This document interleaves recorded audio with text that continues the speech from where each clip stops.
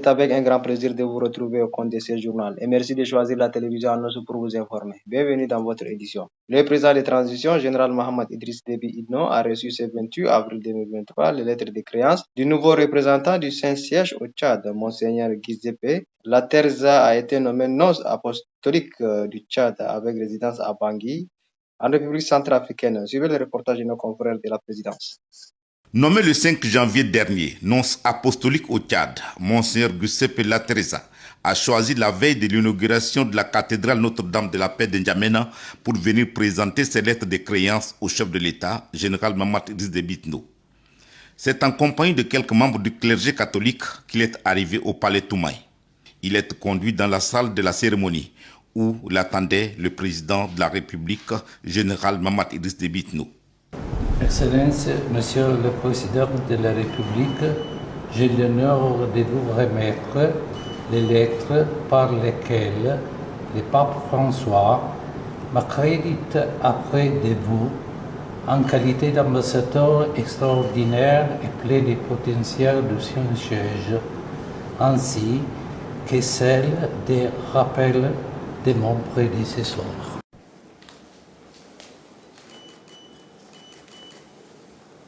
Après la remise des lettres de créance, place aux chaudes poignées de main entre les deux parties, accompagnées de présentations mutuelles.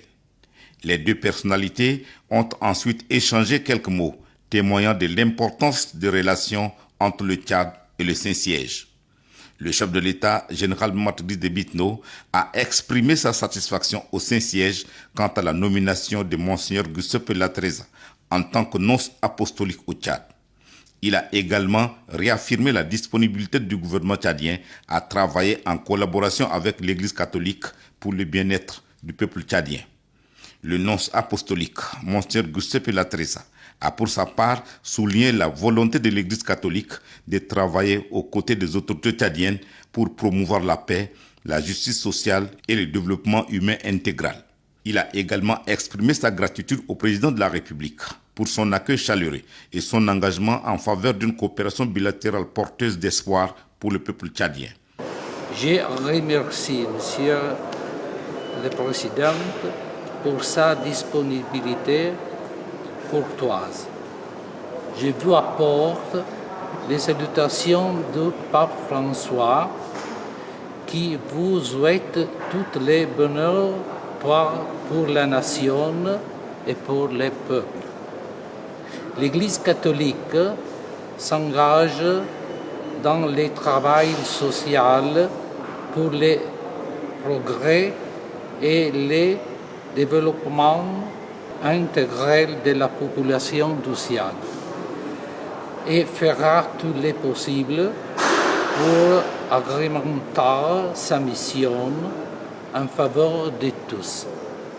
Âgé de 52 ans, Monseigneur Giuseppe Laterza a été ordonné prêtre le 12 novembre 1994. Il est entré dans le service diplomatique du Saint-Siège en 2003.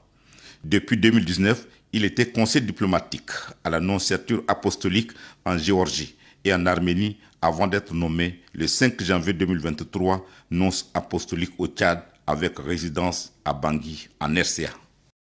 Toujours à la présidence, le président de transition, général Mohamed Idriss Déby Itno, a accordé ce 27 avril 2023 une audience au secrétaire d'État, suppléant chef de mission paix et droits de l'homme du département fédéral des affaires étrangères suisse, Simon Geboucher. Suivez une fois de plus le reportage de nos confrères de la présidence. La réussite de la transition tchadienne, dont l'un des grands chantiers est la mise en œuvre des résolutions et recommandations du dialogue national inclusif et souverain, tient à cœur la Suisse qui offre son expertise en dépêchant Simon Geisbeler, secrétaire d'État suppléant, chef de la mission paix et droits de l'homme au département fédéral des affaires étrangères en N'Djamena. Le diplomate suisse est venu discuter des contours de cette expertise avec le chef de l'État, général Mohamed Idriss Déby Itno. Les échanges se sont déroulés en présence du chef de la diplomatie tchadienne, ambassadeur Mamadou Saleh Anadif, du ministre d'État, secrétaire général de la présidence Gali Ngatangote et du ministre directeur du cabinet civil du chef de l'État, Idriss Youssouf Boy. Le secrétaire d'État Simon Geisbeler a, au cours des discussions, réaffirmé l'engagement de la Suisse à soutenir le processus de transition au Tchad conformément aux recommandations du dialogue national inclusif et souverain. Il a également salué les progrès accomplis jusqu'à présent dans le cadre de la transition, tout en soulignant la nécessité de maintenir l'élan et de poursuivre les efforts pour garantir une transition pacifique et réussie. J'ai été chargé par le ministre des Affaires étrangères suisse pour voir comment on peut aider au Tchad dans l'implémentation des recommandations du dialogue national. Pour nous, c'est un grand honneur que le président ait la confiance en Suisse pour soutenir ce processus. Et il a réitéré son intérêt que la Suisse participe dans ce processus, surtout avec la mobilisation de l'expertise, des partenariats, mais aussi en ouvrant des espaces de dialogue. Ce sont des choses qu'on fait régulièrement dans le monde. C'est aussi ancré dans notre constitution, le mandat de promotion de la paix. Et ça, on aimerait bien faire ici. Et le président nous a dit qu'il nous donne ce mandat qu'on est en train maintenant de concrétiser. Le président de transition, général Mahamat Idriss Déby Itno, toujours ouvert à toutes les propositions allant dans le sens de la réussite de la transition et de la construction d'un Tchad meilleur, a exprimé sa gratitude à la Suisse pour son soutien continu au Tchad, ainsi que pour son engagement en faveur de la paix et des droits de l'homme dans le pays. Le chef de l'État a également réitéré son engagement à mener à bien la transition en cours et à garantir la tenue d'élections libres et transparentes à l'issue de celle-ci.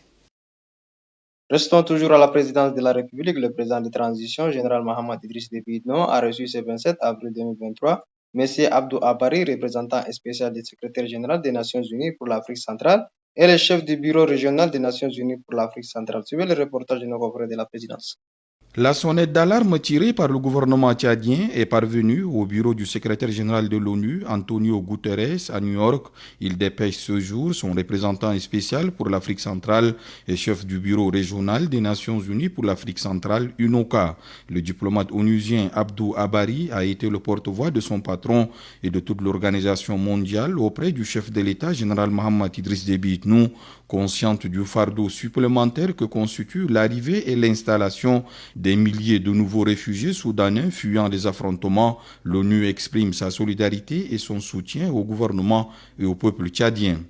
En ce moment où, en plus des difficultés qui existent déjà, le Tchad est le domicile d'environ 600 000 réfugiés de plusieurs pays voisins.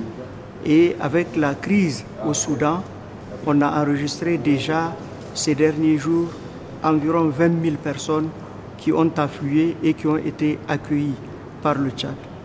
Il fallait venir exprimer cette solidarité au gouvernement et au peuple tchadien au nom des Nations Unies et dire que les Nations Unies sont aux côtés du Tchad pour faire face à cette nouvelle situation qui interpelle l'ensemble de la communauté internationale. Et j'ai indiqué au président de la République que d'ores et déjà, le système des Nations Unies a mis à disposition un premier fonds de 3 millions de dollars pour commencer à agir sur les personnes qui affluent ici. Et j'ai rencontré également les membres de la communauté internationale qui sont ici à N'Djamena et qui sont disposés à appuyer la réponse humanitaire. La haute appréciation que porte l'ONU pour le Tchad est également valable pour la poursuite du processus de transition dans sa seconde phase. L'inclusivité ne s'achève pas, fait savoir le diplomate Abdou Abari, pour qui il y a une unanimité au sein de l'organisation quant au soutien à apporter au Tchad. Les indices qui existent, c'est des indices qui sont fort encourageants. Les institutions de la transition ont été mises en place, un cadre de dialogue politique a été mis en place. Une commission pour l'organisation du référendum a été également mise en place et elle est à pied d'œuvre pour organiser ce référendum constitutionnel. Bien évidemment, si nous avons apprécié la main tendue dont a fait preuve le président depuis Doha et puis le dialogue national inclusif et souverain, on n'a pas manqué de dire que l'inclusivité ne s'achève pas. L'inclusivité est un processus et nous avons été très réconfortés par la déclaration du président de dire que sa main restera toujours tendue. Et je pense que pour nous, c'est un signe de réconfort et qui va nous pousser à aller de l'avant pour encourager toutes les filles, tous les fils du Tchad à se mettre ensemble devant les différents périls. Un Tchad plus uni, plus fort, plus solidaire est nécessaire.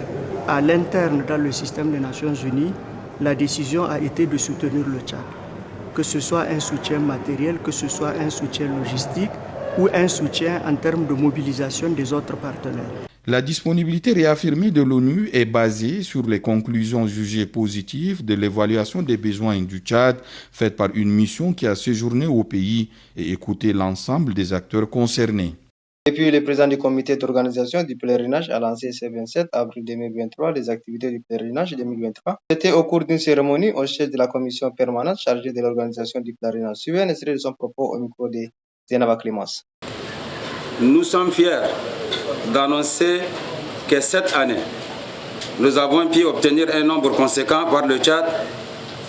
Cette année, 8729 pèlerins se joindront à nous pour accomplir ces voyages vers la Terre Sainte de l'Islam.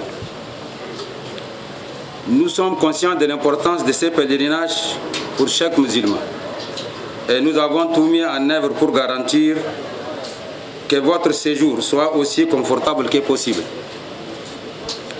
Ainsi, nous avons travaillé dur pour trouver des hébergements de qualité, des hôtels 4 étoiles situés non loin des harams, afin que vous puissiez accomplir vos rituels à toute tranquillité. Nous avons travaillé dur pour garantir que chaque aspect de votre séjour soit aussi confortable que possible, afin que vous puissiez vous consacrer sur votre spiritualité et votre connexion avec Allah. Pour ce qui est du montant des pèlerinages, l'inflation au niveau mondial et les investissements conséquents faits par les autorités soudiennes pour améliorer les conditions des Hajj ont considérablement augmenté le coût. Aussi, le coût initial pour les pèlerins était estimé à 3 509 524 francs. Grâce à l'intervention de nos hautes autorités et l'investissement personnel et multiforme du chef de l'État, le général Mohamed Idriss Déby Itno, président de la République, chef de l'État, le coût pour le pèlerinage tchadien est ramené à 3 55 992 francs, soit un écart de presque 450 000 francs par le pèlerin. Et puis, une équipe de la rédaction est allée ce 28 avril 2023 à la rencontre de la présidente du comité d'organisation de la force vive de la nation, Mariam Mohamed Nour. Cette dernière surtout l'objectif de la plateforme. Suivez, elle est au micro de Zainaba Clémence. Bon, en fait, nous les Tchadiens, nous venons de très loin. Parce qu'avec la disparition tragique et inattendue du maréchal Idriss Déby Itno, paix à son âme, tout le monde prédisait qu'il y aura un chaos au Tchad. Donc heureusement, le chaos ne s'est pas produit et le Tchad est encore debout. Et vous avez suivi le dialogue national inclusif et souverain qui a sorti des résolutions, adopté des résolutions. Et ces résolutions qui sont traduites dans la charte de la transition phase 2 et dans la feuille de route du gouvernement est en train d'être, ces résolutions sont en train d'être mises en œuvre. Donc déjà, juste après le dialogue, comme vous le savez, il y a eu un premier ministre de consensus qui a été nommé, un gouvernement d'union nationale qui a été nommé également, le Conseil national de transition a été élargi à 197 membres, un Conseil national de concertation des partis politiques a été créé et à pied d'œuvre, et puis les organes prévus pour organiser les élections également sont mis en place. Donc nous savons que le CONAREC a été créé, non seulement le CONAREC national, mais également dans la ville de N'Djamena et dans les 22 autres provinces. Et à côté de ça, en plus de ça, le président de transition, le général Mohamed Idriss Déby Itno, président de la République, chef de l'État, a posé d'autres actes qui sont d'une importance capitale pour les Tchadiens. L'acte de la grâce présidentielle accordé aux prisonniers IFACT et aux prévenus des manifestations du 20 octobre, et également la nationalisation des actifs de la compagnie pétrolière Esso. Et donc ces actes-là conjugués ont pour objectif de renforcer la paix et la cohésion sociale, la tranquillité des cœurs et des esprits des Tchadiens, et également de leur procurer des revenus, donc en exploitant eux-mêmes directement leurs ressources pétrolières, donc pour que les ressources générées puissent servir à développer le pays. Et donc, nous, les forces vives de la nation, on s'est dit, mais il faudrait vraiment que nous, on se constitue en plateforme pour pouvoir œuvrer, donc accompagner le gouvernement et les présidents de la République pour la réussite de la deuxième phase. Parce que c'est la phase ultime pour le Tchad. Cette deuxième phase de transition, il faut qu'elle réussisse. Et donc, nous comptons organiser une grande action, ce n'est pas une marche, c'est une grande action regroupant toutes les forces vives et qui va avoir lieu à la place de la nation. Et sur ce, se referme cette édition. Merci de l'avoir suivi. À demain, Inch'Allah.